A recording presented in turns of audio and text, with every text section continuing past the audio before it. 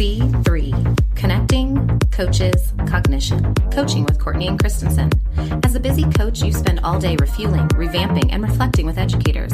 Now's the time to stop and recharge your batteries with some much-needed coaching for the coach.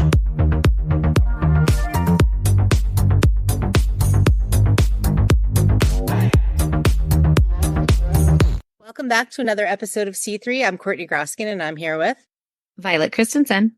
Violet, what's new in your world?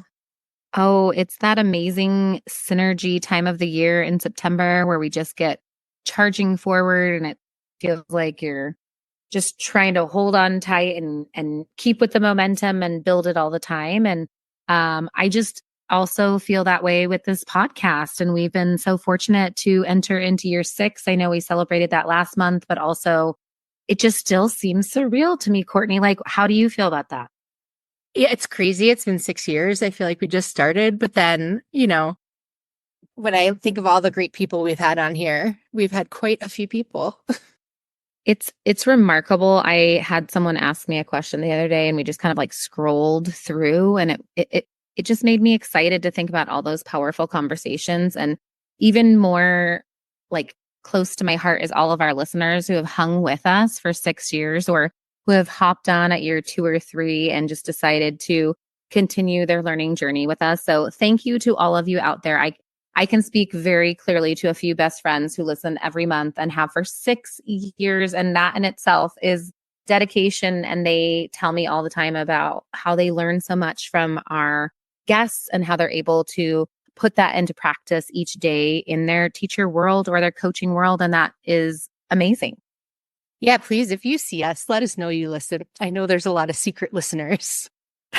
Feel free to leave us a review or tell us what you think. Tweet at us. We love to hear back from our listeners. But if I think about my local world as opposed to our listening world, it's just, I feel like this time of year you start to ramp up and people start feeling a little bit more comfortable where they are and having these forward planning conversations, thinking about what are my goals for this year? Where do I really want to target? And how can I have the maximum lift in order to get there? So it's been a fun time just having conversations with various educators in various different realms and being able to talk to them about their next steps and where they are and reflect on this very small portion of the start of the year and the trajectory of where they want to go. Yeah, a lot of goal setting right now for evaluation, right? I mean, it's mandatory, but also when you can make that process real and human and feel so like impactful of where you're really going together side by side, coachee and coach. Like, I just feel like the synergy is the cool part about September. And as far as personally, I'm loving, if I'm trying to go along the same vein, seeing some of the dedication from my own kiddos, like they're starting to hone in on what are their talents, what are the things they want to focus their energy on, and what are they really going to try to master, learn, and work on this year. And I was actually really proud. They both kind of in their own ways came to me and told me like, okay, this year in class, this is my goal. Like, like I'm going to super focus. I'm going to stay super focused, or like, I'm really going to not be chatty. Like, I'm going to just like, I am gonna like be the focused student today, and not, so they have very different goals, but it's fun to see how they develop and how they try to work towards their goals. And it just brings me back to that core of education, core of coaching of like, we're all always trying to get better and to build on our craft, whether we're 6 or 60 or somewhere in between. And I appreciate all of our amazing guests who always help us to learn and grow each month. So I guess to me, that's like, it's not new, but it's something that I just have radical appreciation for in this moment. Definitely. What's going on in your world, Courtney? I know I just like went all deep and like intense. Like, how is this month starting off for you? Well, as we hit our stride into the school year, starting to work with a lot of educators around implementing some safe and civil schools. Philosophies such as champs and stoic, as those behaviors are starting to creep up and the honeymoon period is coming to an end a bit. So it's nice to have those structures in place and to be able to help teachers build their toolboxes.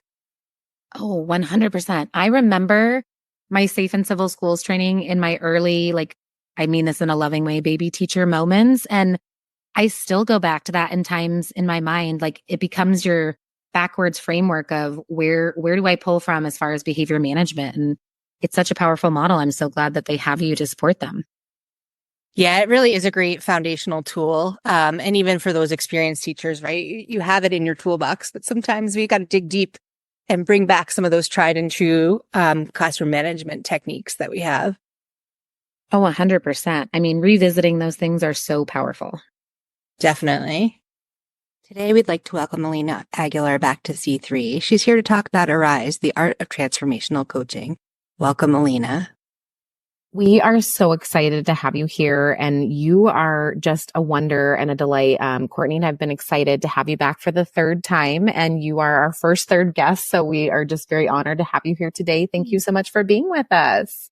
Oh, thank you so much for having me back. Yes, I feel like, okay, we already have a relationship and let's just jump right into it. I'm excited.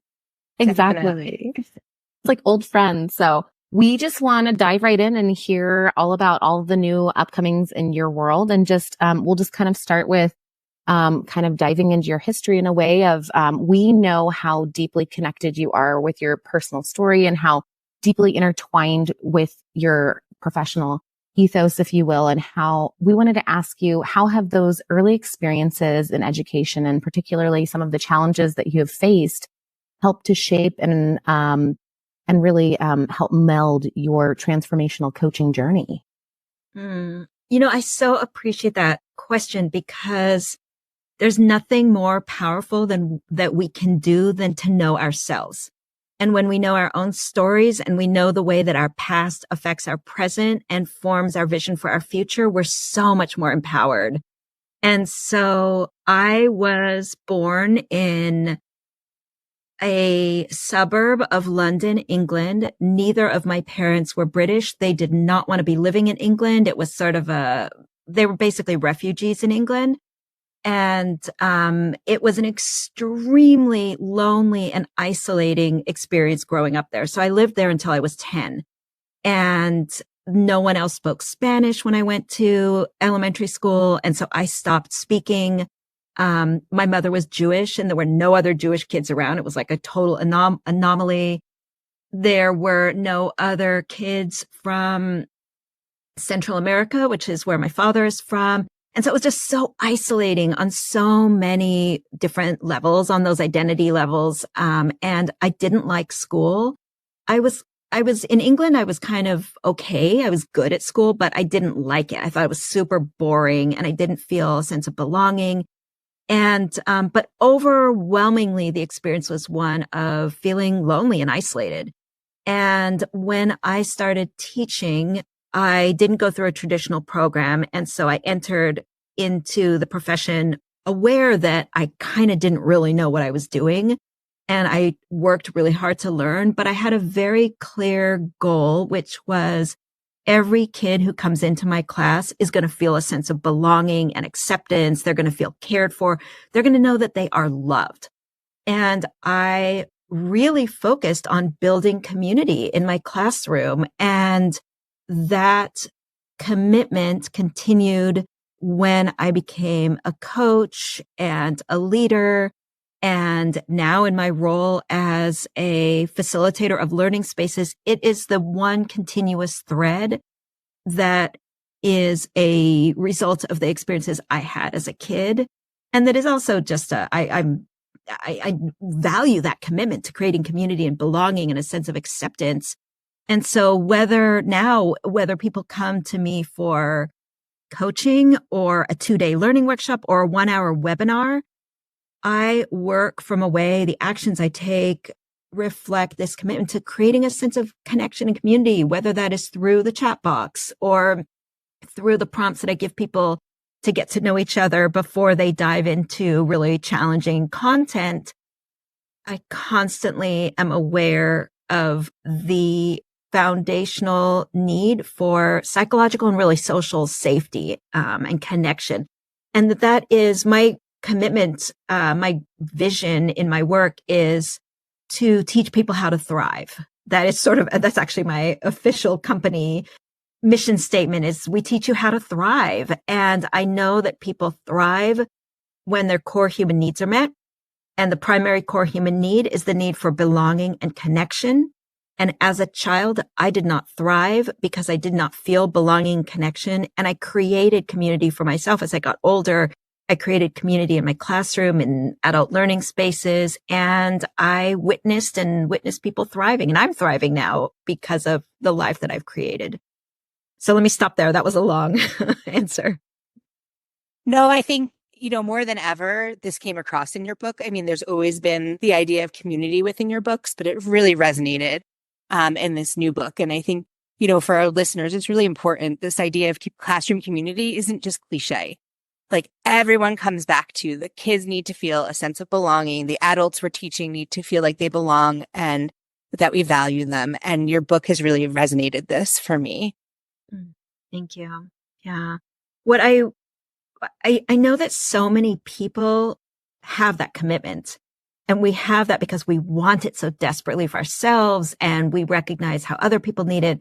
What I have found in the 20 years I've been coaching and teaching people how to coach is that there can be a gap, a knowing doing gap. So we know we want that and we don't know how to make it a reality. And that's where in my book, and you're talking about my newest book, Arise, which we are recording towards the end of July, and it is just coming out into the world. The hard copy is just coming out. And what I do in that book and in many of my other books and work is tell people exactly like, okay, here's how you say this. Here's what to do. Here's what to do when you say this and someone else says that. Because I know we need very specific, granular instruction.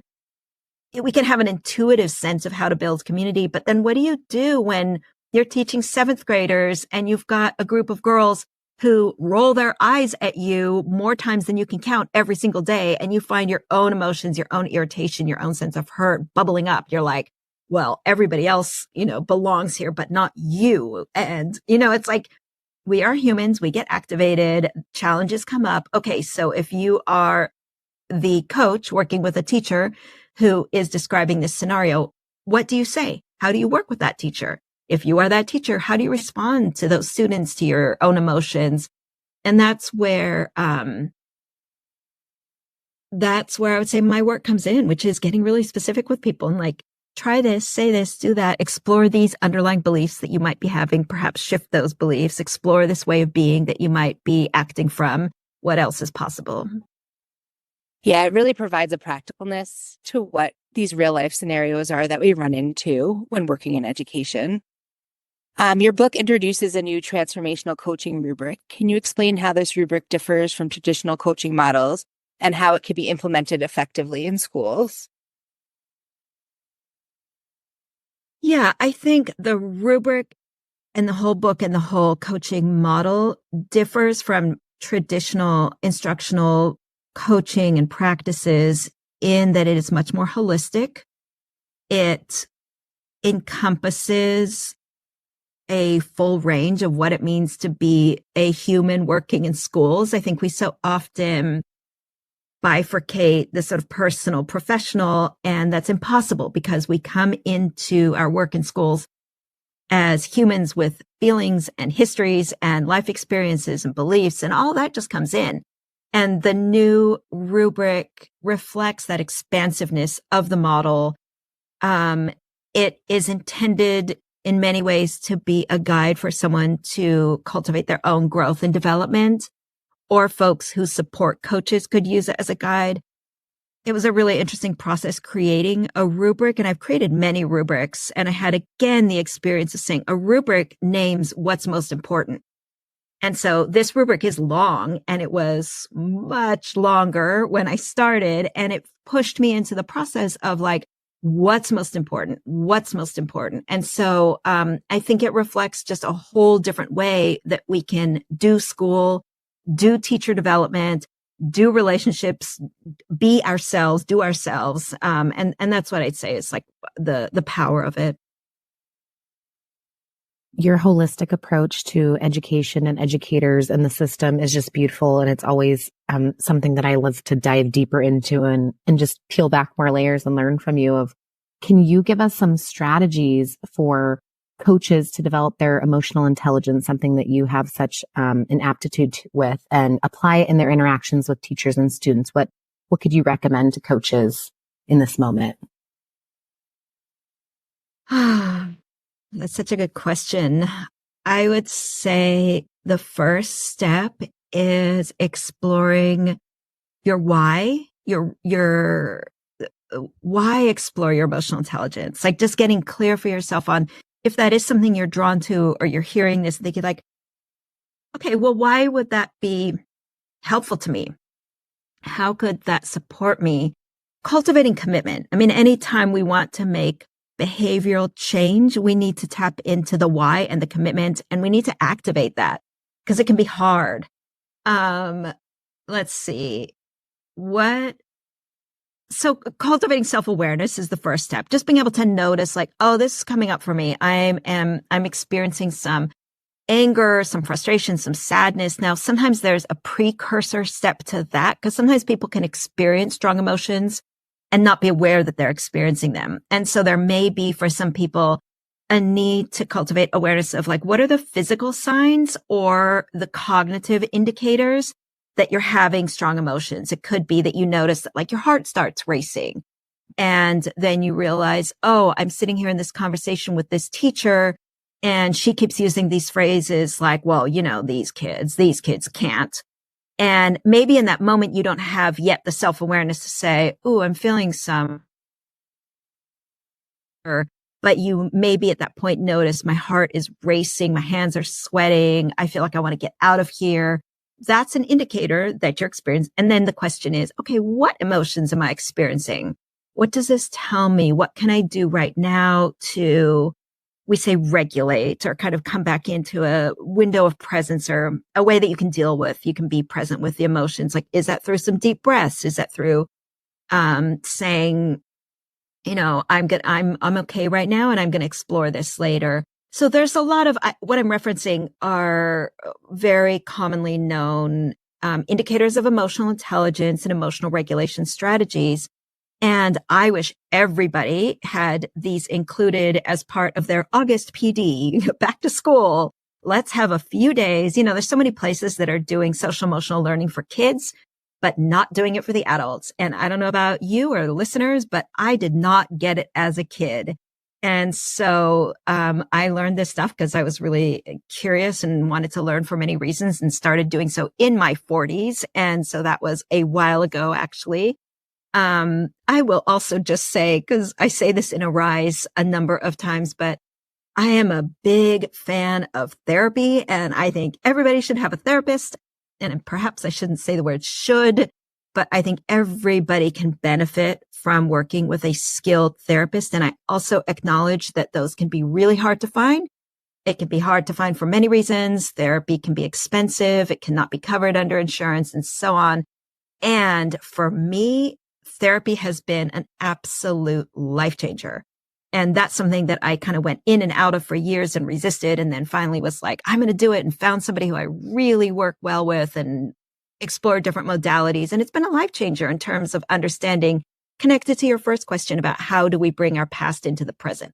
Because if we don't have that awareness, we are always operating out of the past, right? And it could be just like that other school I worked at where I had that principal who was like this. And now I'm responding to my principal more defensively because I'm still working in sort of the echoes of the reverberations of that experience. So, okay, I'm going to stop there before I keep talking about the power of therapy. It's really just creating that space. We talk about the power of the pause all the time, and it's really giving yourself a moment to acknowledge what your body's feeling or the emotions you're feeling in those moments. And I know a lot of coaches, we move really fast.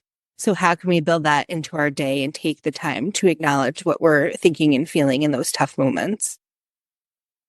Yeah. And so to get really specific and concrete, because that's where I go back and forth, like scheduling. When you schedule yourself, so many of us do this and then we're like, I shouldn't do back to back to back. Like I'm going to be here from 8 to 9, there from 9 to 10, here from, and when are you going to go to the bathroom? Like this is, and then what happens is you come in late and you're like, I'm so sorry, I'm 5 minutes late. I just realized I needed to, run to the bathroom, but if we were able to schedule ourselves and give ourselves a realistic 10 minutes in between, not only could we attend to our basic biological needs, but we might also have a moment to take some deep breaths, to maybe capture 3 notes on that last session before we go into the next one, to say like, wow, that was a hard conversation. That teacher is going through a really difficult time right now. And I felt it. And I need to, for me, in between coaching sessions, I often need to do something physical, even if it's just 2 minutes. Like I need to stand up and stretch or walk around the block. Or sometimes if it's an intense coaching session, I literally like jump up and down and kind of shake because like I need to get the energy out. But when we schedule ourselves back to back to back to back to back, like we're just not setting ourselves up to be as emotionally aware and tuned in and regulated as we could. That reflection and recalibration time is so powerful to be able to be present in that next moment with that next human in front of you and be able to attune to what they need in that moment. Absolutely. So one of the challenges you address in engaging resistant teachers, what are some effective approaches for coaches to build trust and openness with teachers who may initially be skeptical or resistant to change? Yeah, that's kind of my favorite topic to talk about, like the resistant teacher, which is all about building trust and relationship. And, but it all comes back to you as the coach and to how you interpret someone else's behaviors. So often we think about people as resistant. I'm kind of saying that as if you can imagine, like in quotation marks, like we call them resistant. I don't call them resistant because I actually think that resistance doesn't exist. Often a resistant teacher is showing up defensively. That's what we experience as resistance because they are afraid. So resistance is fear. And when we are, imagine, being in a classroom with a 6-year-old who is afraid, do we label that? I mean, yes, we do. I'm talking myself into a corner because then we say, oh, they're defiant. Well, often a defiant child is afraid. A resistant adult is afraid. Experienced that ourselves. We have all been so-called resistant because we've all been afraid. And so what do we do? What are the productive ways to deal with a frightened 6-year-old, like who is appearing defiant or resistant or whatever? We crouch down at their eye level. Maybe we give them some physical space because we don't want to get too close in their space. We talk calmly. We talk slowly. We recognize that they're distressed. We don't scream at them. We don't, those aren't effective strategies. And yet sometimes when we're working with adults and we perceive them to be resistant, we want to get away from them. We want to figure out how do I make them stop being resistant? We get into a battle. So when I am experiencing someone who seems resistant or who I can tell is afraid, I get really curious. I'm like, what is going on for them? Wow, this is really intense. There must be there's something here for me to learn. I really want to know. Curiosity is entwined for me with empathy or compassion. They go hand in hand. When I feel like, wow, this person is really suffering. There's a lot of fear here. I can remember times when I have felt that way, and it activates my empathy. It activates my humility. And it allows me to be more open with them. I also think that we can prevent 95% of what we call resistance or a breakdown in trust. Not all of it, because trust is something that is always at stake, and it can break down and we can repair it.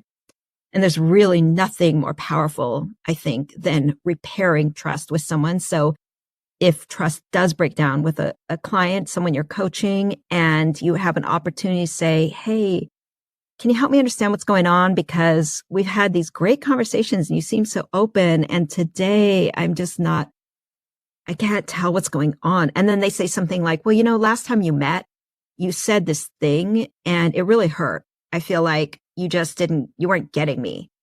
And that's so, when I have a client who says something like that, and I've had them and it's great. And it's like, I am so grateful that you shared that with me. I really want to acknowledge your courage. And I'm really sorry. I'm so glad you brought that to my attention. And then you repair trust. And then it's like you can go so much deeper in the coaching. So I think strategies for preventing resistance, for building trust, I mean, there's so much to say, but to yourself, cultivate awareness of yourself, get curious, get compassionate, be transparent. You can sometimes say things like, hey, I don't know if I'm getting this right today, but I'm sensing a lot of sort of pushback to my suggestions or my ideas, and I'm not sure what's really going on. Can you help me understand? Like naming sometimes when you're feeling something that feels sticky or funky or and then like maybe they say something like, I'm not pushing back. I just have different opinions and I'm not agreeing with you. And I think we should, and then being like, well, thanks for sharing that. Being appreciative, really being curious and listening. There's so much to say. I have a whole chapter in Arise on addressing resistance. And resistance is also often an indicator that someone's resilience is low. And so we often experience more fear and anger and sadness when our resilience or sort of you could think of that as our tank of more positive, hopeful, energizing feelings, when that tank is low. And so another strategy is to skillfully coach around building resilience when you're starting to recognize that someone's defenses are coming up more regularly. So there's so much more to say about that, but it's one of the things, it's the number one question I get from coaches is, how do you deal with resistance? I'm like, ooh, I love that because that is about your perception of other people. So let's start with that, your perception of others, and then recognizing resistance is fear. And can we find a place in ourselves that is compassionate? It's like, oh, feeling afraid is just the worst. At least it is for me. I hate fear. Like feeling afraid is so hard. Can I be with you in that? I'm not going to get freaked out by your fear. I can be with your fear and let's see what we can do together. It's really about this partnership, right? And acknowledging what the other person may be thinking or feeling in those moments and then helping them walk through it together. Yeah, there's a part of me that's like, yes, it's a partnership. And you say that and I'm like, yeah, it's like, it's about like, can we be human with each other? Can we do this human thing? It's hard to be human. Can we do it together? Like, is there a way we can find that makes it easier for all of us, more enjoyable, more fun, more fulfilling? Yeah. So thinking ahead, what do you see as the future of educational coaching? How do you envision the role of coaches evolving in response to the changing needs of students and the educational system?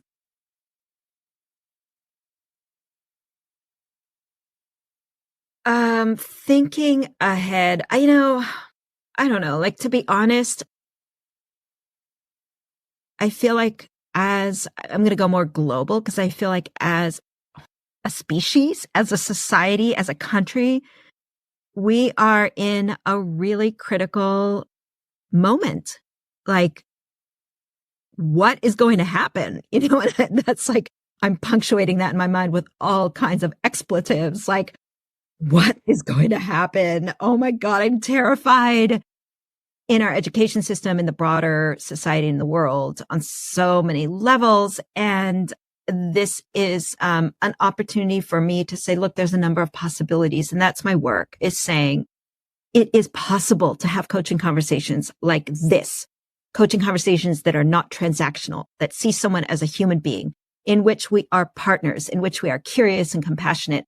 We can extend that. This is really about how we interact with each other. This is coaching conversations. This is what is possible between teachers and students, between administrators and teachers, between me and my neighbors, between me and my family who hold different political opinions. Like, what is possible?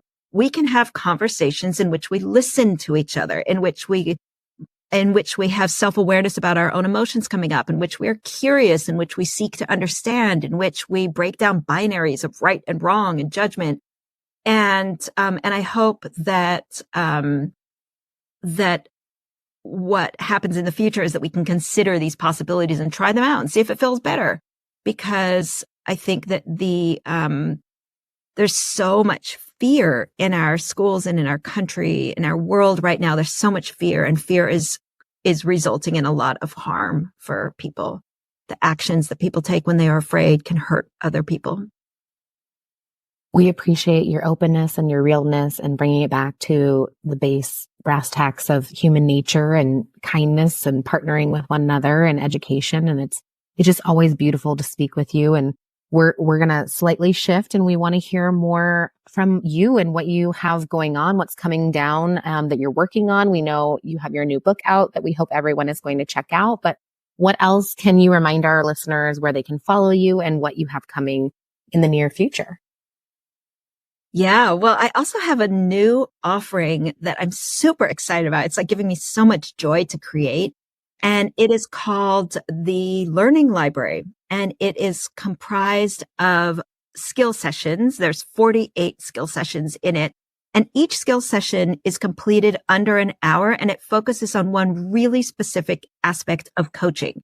And so my book is perhaps there is a lot of specificity in there, and it's holistic, and it's the complement to this learning library, which tells you how to prepare for your first coaching observation, how to structure a coaching conversation so that you ensure that you move through all of it. So the learning library has a lot of technical skills that coaches need in order to round out their practice. I'm really excited about that. It's just so much fun to create. I am also hitting the road again to do in-person workshops all over the US this summer and fall of 2024. The best place to connect with me is probably through my newsletter, which comes out weekly and which lets people know about all new offerings and free webinars that I do and so on. And people can find that through my website, which is brightmorningteam.com. You are just a wealth of resources, and I love seeing your new energy and your new creations. It's a beautiful synergy that you're putting out into the universe. So we appreciate you. And will you share what's one new thing that you want to implement this school year, or something that you're trying to work on within your own coaching? Okay. So this is a super technical thing, but I am closely tracking my time. So I'm using the app Toggle, and I log all my time for everything I do because I, like so many people, I'm like, I don't have enough time. And so I'm getting really granular about how I spend my time. And this app is great. You can categorize all your sort of tasks that you do into the different bigger buckets. And I'm going to be using this to really analyze how I spend my time, what the impact is, and what shifts I want to make. And so sometimes I feel like, oh, that took so long. And then I look at my tracker and I'm like, oh, it didn't actually. That was just my mindset, my experience. But I'm like, okay, so what does that say? Or being realistic, because we always underestimate how long something takes. Like being realistic about like, okay, so each skill session I'm doing for the learning library takes this amount of time. And then I'm like, Elena, plan your calendar accordingly, because I take on too much stuff. And so that's actually been super helpful. It's like a technical but super adaptive implications. What a great share. I love a practical app that can help you be more reflective and more analytical with your reflection into how you're spending your time. I mean, that's beautiful. I love that. Yes. Tell us, what have you not shared with us that you want to share with our listeners? Or is there a small nugget that you want to leave us with moving forward in this fall season of a new school year? Oh, I heard a beautiful comment on a podcast I recently listened to that just stuck with me. Okay, his name is Marvin Weisbord, the great elder of organizational behavior. And he said, I used to go into a place or system and ask, what's wrong and how can I fix it? Now I go in and I ask, what's possible here and who cares? Oh, And I just loved that. It was referenced in a podcast I was listening to. I just love that, like, cause I was like, oh yeah, I've always been like, what's wrong? Let me fix it. And now this, like, what's possible here and who cares? Like, who else cares about this? Who can I partner with? And so I think for me, that also resonated so much because I think so much about what's possible. What is the possibilities? Like, how can it be even better? How can we imagine like something even better? Like, what is our mindset is so limited around possibilities a lot. Like, what's possible? I could get my work done in 2 hours. What's really possible? Like, push beyond that, Elena. So that's really resonant. Like, what's possible and who else cares about this? Yeah. So maybe take that into the school year. Like, what is possible? Best case scenario, what's possible? Oh, I that's love it. beautiful. And you think about who's in front of us, educators, and they constantly are thinking what's possible, as well as the little beings in front of us. And you think about a 6-year-old mind. I happen to have one readily available at all times, but the way they see the world and the way that they see the possibilities of what's in front of them, it's, if we can embrace more of that, the world would be a way better place, right? Definitely. Yeah. Yeah. Well, we just appreciate all of your aptitude and your intelligence and your tips and practical suggestions. And our listeners always love hearing from you. So thank you for joining us again.